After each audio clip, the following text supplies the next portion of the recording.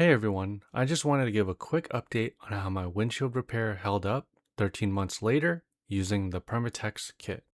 Just for background, this car is an outdoor parked car in Southern California, and the range of temperatures during that time has been a high of 98 and low of 40 degrees Fahrenheit.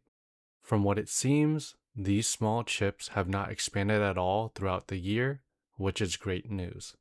This kit didn't make the crack invisible, but at least it held up. Hopefully the resin lasts just as long as this windshield, so we'll see.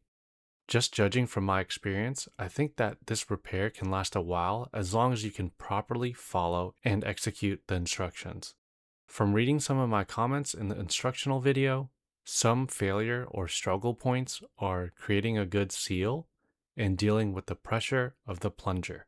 So just be careful with this if you try it. I'm not saying that this failure is common, but just something people have brought up to my attention.